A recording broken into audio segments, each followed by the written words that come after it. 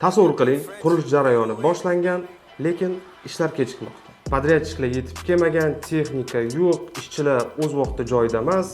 Natijada qurilish muddati cho'ziladi, xarajatlar ortadi. Ishchilar vaqtida kelmasa, ish to'xtab qoladi. Oxir-oqibat hamma ishni nazorat qilish buyurtmachining o'ziga qolib ketadi. Bu muammolarni oldini olishning yo'li bor.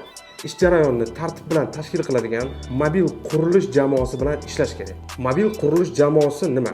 Qurilish jamoasi, ya'ni komanda obyektga o'z vaqtida yetib boradi.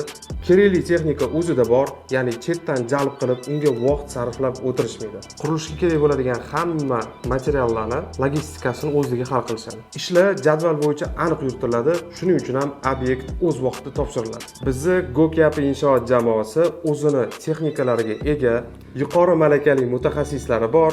Har bitta bosqichchi o'zini deadline bor va o'sha deadlinedan chiqmagan holatda biz o'z faoliyatimizni yurgizamiz. Xullas, buyurtmachilar ishni soha mutaxassislariga topshiring.